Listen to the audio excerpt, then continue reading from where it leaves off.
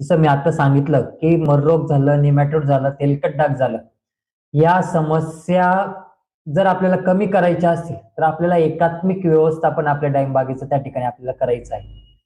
मग एकात्मिक व्यवस्थापनामध्ये काय येतं, खास करून बुरशीजन्य मररोगासाठी आणि जो काही किडींमुळे मररोग येतो, मग स्टेम बोरर झालं, त्यानंतर पिनोल बोरर झालं, यांच्यावर मुळे जो काही मररोग येतो, तर त्यासाठी आपल्याला सध्याच्या परिस्थितीमध्ये आपल्या डाळिंब झाडांची खोडं हे धुवून घ्यायची आहे, खोडावरती ड्रिचिंग करायची आहे आणि त्यानंतर खोडाला पेस्टिंग त्या ठिकाणी आपल्याला करायची. तर खोडं कशाने धुवायचे आहेत, पेस्टिंग कशाने करायची आहे, पेस्टिंग कशी करायची, त्याच्यामध्ये काय काय साहित्य घ्यायचं, या सगळ्या विषयावरती आता आपण चर्चा करणार आहोत. तर सगळ्यात आधी सुरुवातीला एकदम व्यवस्थित ऐका. तर हस्तबहारातल्या डाळिंब बागा सोडून ज्या डाळिंब बागा या सध्या फ्लॉवरिंग स्टेजमध्ये आहेत, फुल अवस्थेमध्ये आहेत, सेटिंग अवस्थेमध्ये आहेत, तर ह्या हस्तबहारातल्या डाळिंब बागा सोडून बाकी सर्व डाळिंब बागांना, मग आंबे बहारातले असेल, मृग बहारातले असेल, नवीन लागवड केलेली असेल, म्हणजे नवीन लागवड म्हणजे एक साधारणतः 6 महिन्याच्या पुढची बाग असेल लागवड करून, तर या सगळ्या बागांना आपल्याला आपल्या डाळिंब झाडाची खोडं ही त्या ठिकाणी धुवून घ्यायची आहेत आणि त्यानंतर आपल्याला पेस्टिंग त्या ठिकाणी करायची. तर खोडं धुण्यासाठी आपल्याला कुठल्या कुठल्या औषधांचा वापर त्या ठिकाणी करायचा आहे. तर खोडं धुण्यासाठी जसं मी मागच्या लाईव्ह मध्ये पण सांगितलेलं होतं की खोडं धुण्यासाठी आणि खोडावरती ड्रिचिंग करण्यासाठी जर आपली बाग ही 6 महिन्यापासून तर 1 वर्षापर्यंत असेल, तर साधारणतः 2 लिटर औषध हे आपल्याला त्या ठिकाणी खोडावरती आणि त्या ठिकाणी खोडाच्या आजूबाजूला आपल्याला त्या ठिकाणी खोडं धुवून त्या ठिकाणी आपल्याला ड्रिचिंग त्या ठिकाणी करायची.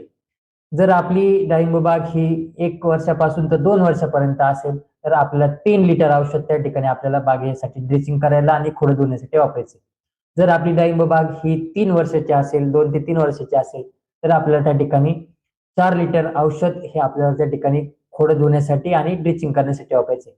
आणि जर आपली डाळिंब बाग ही 3 वर्षाच्या पुढे 3, 4, 5, 6 वर्षाची जी काही आपली डाळिंब बाग असेल, तर अशा बागांसाठी आपल्याला 4 ते 5 लिटर एका झाडासाठी खोडं धुण्यासाठी आणि त्या ठिकाणी खोडाच्या अवतीभोवती ड्रिचिंग करण्यासाठी त्या ठिकाणी आपल्याला या औषधाचा वापर त्या ठिकाणी करायचा आहे. खोडं धुत असताना आपल्याला काय करायचंय, समजा हे जे खोड आहे, तर या खोडाच्या आजूबाजूला आपल्याला आळं त्या ठिकाणी करून घ्यायचं आहे, जेणेकरून ते औषध त्या ठिकाणी आपलं जाणार आहे. त्या खोडाच्या आजूबाजूलाच त्या ठिकाणी जिरणार आहे. ती एक आपल्याला काळजी त्या ठिकाणी घ्यायची आहे. तर खोडं धुण्यासाठी आपल्याला 22 टीन 1 लिटर पाण्यासाठी 1 ग्रॅम घ्यायचा आहे. त्यानंतर मार्शल हे एफएमसी कंपनीचं मार्शल हे 1 लिटर पाण्यासाठी 2 मिली घ्यायचं आहे. त्यानंतर किंग स्टार जी हे किंग ऑर्गॅनिक कंपनीचं आहे, ते 1 लिटर पाण्यासाठी 2 ते 2.5 मिली घ्यायचं आहे. आणि यामध्ये चांगलं नॉन आयोनिक स्टिकर हे 1 लिटर पाण्यासाठी अर्धा मिली त्या ठिकाणी आपल्याला घ्यायचं आहे. 22 टीन हे आपल्याला जो काही बुरशीमुळे येणारा जो काही मररोग आहे, तर यासाठी आपल्याला मदत करणार आहे. मार्शल हे ज्या काही आपल्याला मररोगासाठी कारणीभूत ज्या काही 2 मुख्य किडी, स्टेम बोरर झालं खोडकिडा आणि पिनोल बोरर झालं ज्याला आपण खोडभुंगा म्हणतो, तर या किडींना मारण्याचं काम त्या ठिकाणी करणार आहे. किंग स्टार जी हे जे काही औषध आहे, तर हे खोडामध्ये जे काही पिनोल बोरर आहेत, जे खोडाच्या आतमध्ये आहेत, तर ते आतमधले पिनोल बोरर बाहेर काढण्याचं काम त्या ठिकाणी हे किंग स्टार जे औषध त्या ठिकाणी करणार आहे. किंग ऑर्गॅनिक कंपनीचं त्या ठिकाणी आहे. तर ते आपल्याला 2 ते 2.5 मिली त्या ठिकाणी आपल्याला वापरायचं आहे. आणि यामध्ये चांगलं नॉन आयोनिक स्टिकर हे आपल्याला या औषधामध्ये त्या ठिकाणी टाकायचं आहे. द्रावण आपल्याला याचं तयार करायचं आहे. तर जर आपण मागच्या वेळेस 22 टीन वापरला असेल, तर यावेळेस आपल्याला टिल्ट वापरायचं आहे.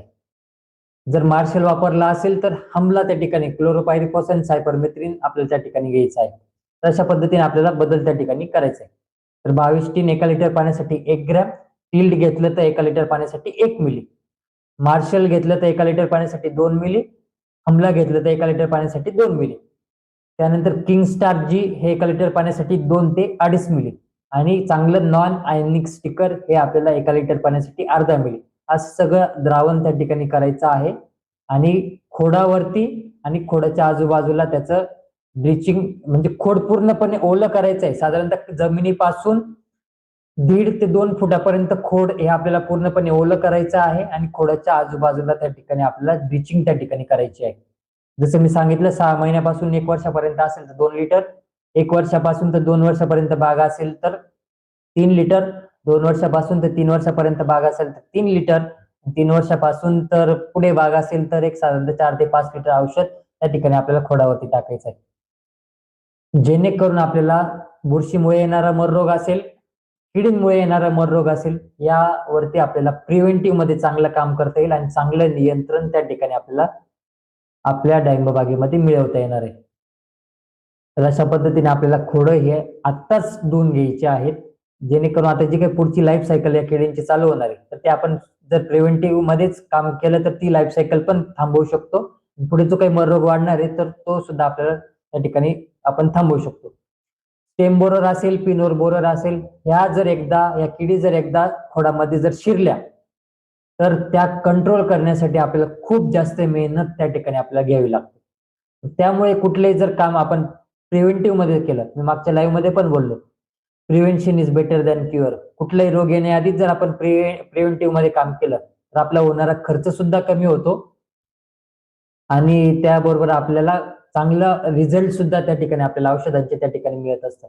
त्यामुळे आपल्याला कुठलेही काम प्रिव्हेंटिव्ह मध्ये करायचं आहे. हस्तबहारातल्या डाळिंब बागा सोडून, फ्लावरिंग स्टेज मधल्या डाळिंब बागा सोडून, सिटिंग स्टेज मध्ये असलेल्या डाळिंब बागा सोडून सगळ्या बागांची खोडं हे आपल्याला सध्याच्या परिस्थितीमध्ये धुवून त्या ठिकाणी घ्यायचे आहेत. ब्लिचिंग त्या ठिकाणी आपल्याला करायचे आहे. त्यानंतर खोडं धुवून झाल्यानंतर 8 ते 10 दिवसांनी आपल्या डाळिंब झाडाला पेस्टिंग त्या ठिकाणी करायची आहे. खोडाला पेस्टिंग करत असताना आपल्याला कुठल्या कुठल्या वस्तू घ्यायच्या आहे, तर खोडाला पेस्टिंग करत असताना आपल्याला सगळ्यात सुरुवातीला पेस्टिंग हे आपल्याला घरच्या घरी त्या ठिकाणी बनवायचे आहे. तर घरच्या घरी पेस्टिंग बनवत असताना